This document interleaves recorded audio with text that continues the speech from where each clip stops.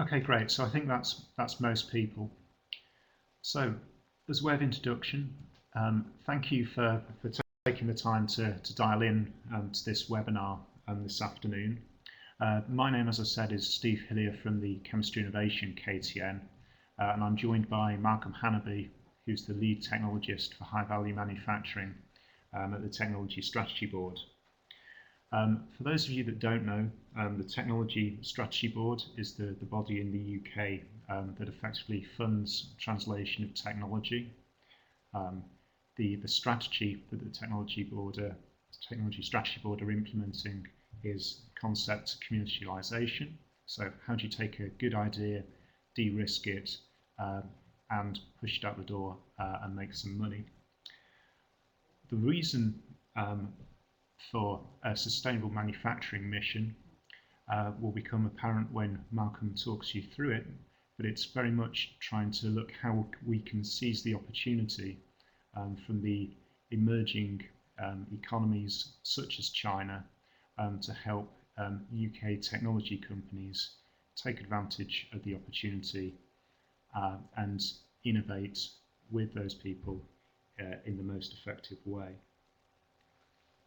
So what I'd like to do now is hand over to Malcolm, who will take you through the bulk of the talk and will put a lot more detail around what is the Sustainable Manufacturing Mission and who we're looking to invite to join us there.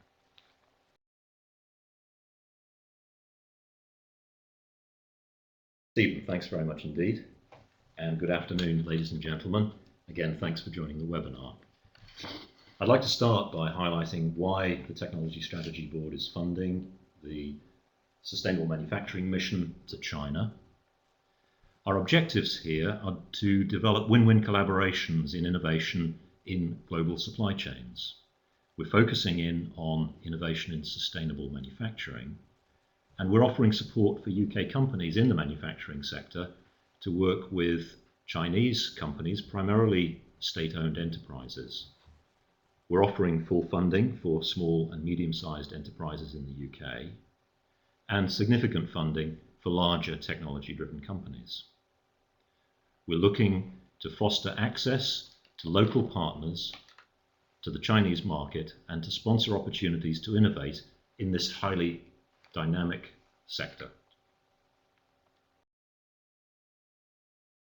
I'd like to direct you to our strategy refresh, which we put out earlier this year, available on the website shown on this page.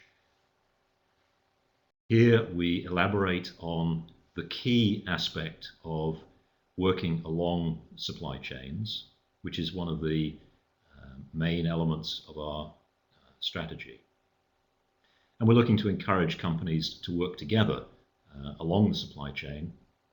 And we recognize that China is, as an important player in global supply chains, potentially a key partner to UK companies.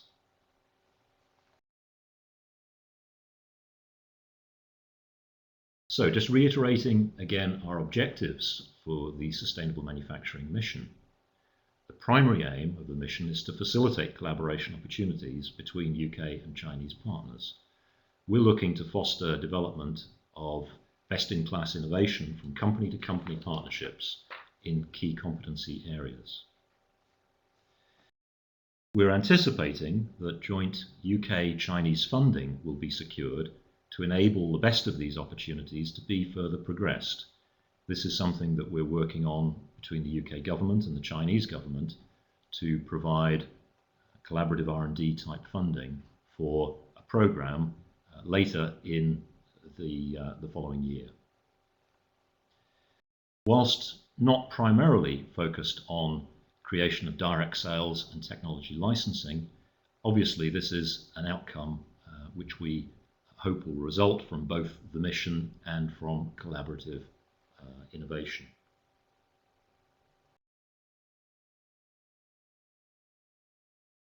So summarizing the objectives, what would a successful mission look like? It would create strong new business relationships between UK and Chinese companies throughout the sustainable manufacturing space. We'd be identifying opportunities for collaborative projects between technology providers and end users in both countries. and establishing a global network that will build on these collaborations between our UK and Chinese high-value manufacturing activities.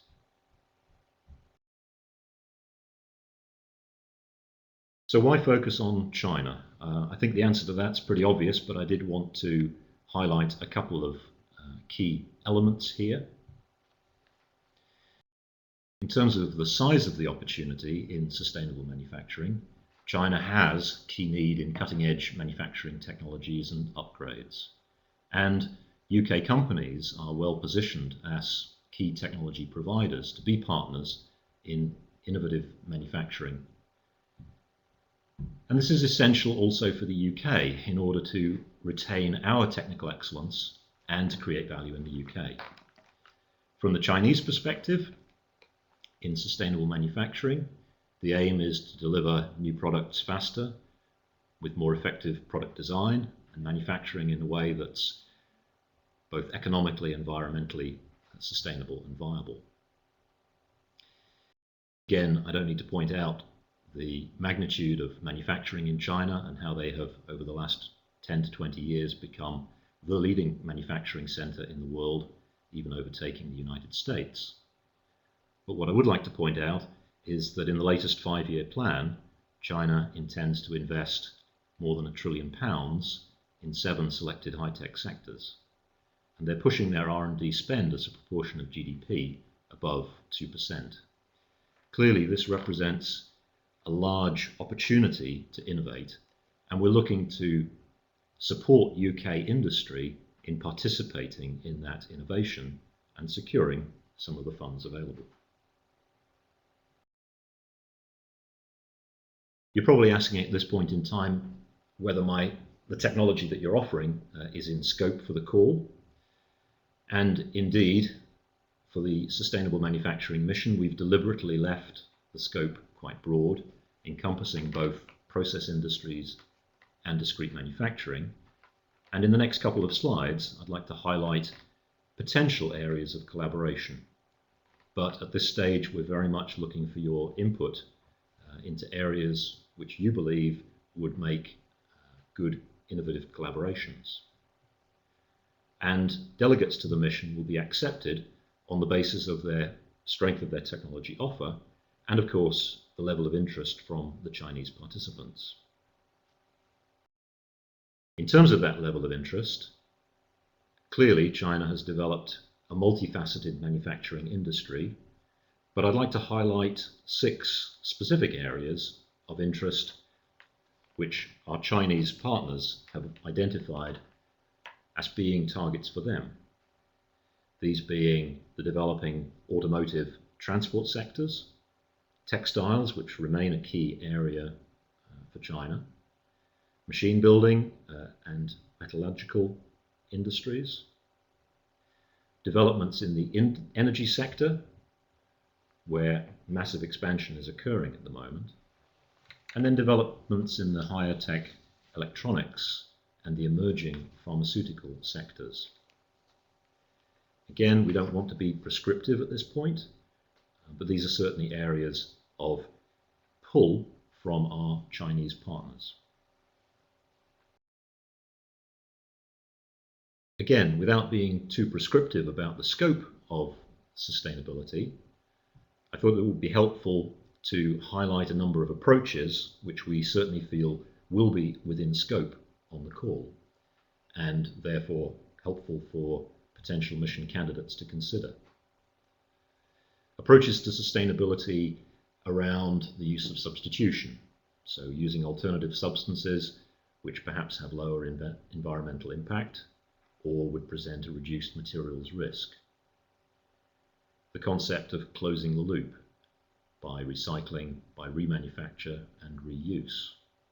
So where practical, materials at the end of the product life would be returned into productive use, and new technologies and innovations that use that concept are encouraged. Thirdly, dematerialization, decreasing the amount of material used to deliver a benefit to the customer. And this can include service models that would allow the same resource to be shared many times over.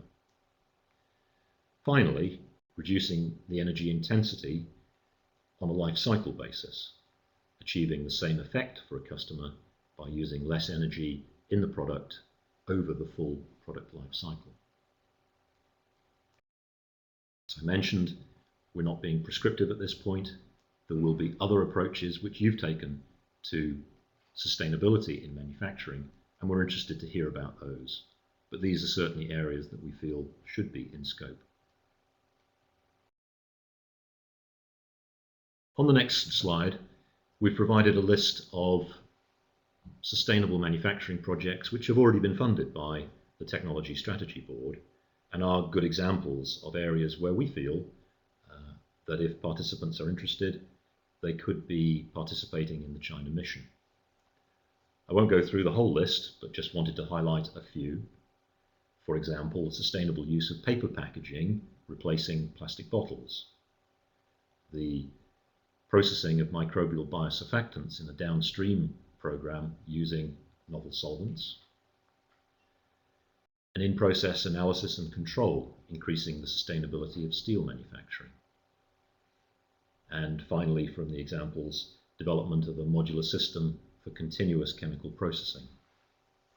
I'll leave you to read through some of the other examples which have been funded, and indeed we have many more, but again, just wanted to highlight these as helpful in defining potential scope for the mission. Finally, in this section, I'd like to highlight something which I'm sure is a concern for many of the folk on the webinar today, that of intellectual property. The intellectual property domain in China is changing very rapidly. China's intellectual property legal and regulatory framework and its judicial system are moving towards international norms at a rapid pace. As you can see by the diagram on the right, the amount of patenting and indeed the amount of legal action around patents is increasing dramatically in China as Chinese companies and the Chinese authorities recognize the importance of and the value of intellectual property. Whilst in any new domain, care is always needed in managing intellectual property, we feel that this should not be a blocker to companies who wish to participate in activities in China and particularly in joining the mission. And indeed, the UK government is currently funding personnel in China from the UK Intellectual Patent Office to support in this area. And for those participating in the mission, guidance will be provided in managing the intellectual property landscape. At this point, I'd like to hand over to Steve again, who will take you through a little bit more about the mission itself. Okay, thank you, Malcolm. And I think Malcolm has now given you a flavour of the scope of the mission, and I'm going to spend a few minutes to talk you through a little bit more of the detail and a little bit more about where we're going and why the mission can and will be a success. I think the first thing that I'd like to mention is the most important thing for the mission is enabling UK technology companies to make the right links to Chinese partners, and this wouldn't be possible without strong support on the ground in China from partners that are helping us, and the people that we're collaborating with most strongly are the Science and Innovation Network in Beijing and partners including Innovation China UK, and those people in particular are going to help us identify the right Chinese partners, identify the right hosts, and make sure that the mission's as valuable as possible. We are, however, not starting from scratch here. In terms of where the centres which have been identified most strongly as relevant places for Chinese sustainable manufacturing are shown on the screen, and it's anticipated that the mission is going to visit 3 centres: Shanghai, Ningbo and Tianjin. Each centre stands out for having strong sustainable manufacturing competencies and a large, meaningful, not only manufacturing need, but also developing technology centre. And by that I mean technology universities and an associated technology network. This itinerary, whilst the centres now are being finalised, will change slightly depending on where the interest for the mission is most strong, and by that I mean which are the key technology areas where there's most UK and Chinese interest, and where we can see opportunities to drive collaboration strongest.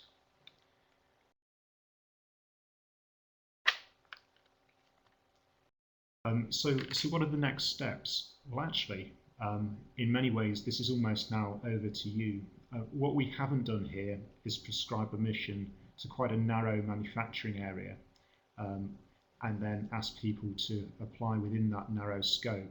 What we're looking to do is, on the strength of your technology, is ask people to complete a very short form which says who you are, what's your technology offering, and why you think it's relevant and valuable to partner with the Chinese delegates as well. And then what we're able to do with that information is share it with the Chinese partners who are already interested, start to build momentum, and very quickly then start to scope where's the mission going to go to be most effective, who can and should participate. And so we can make sure that we define the mission based on need, rather than, as I said before, a tight technology area.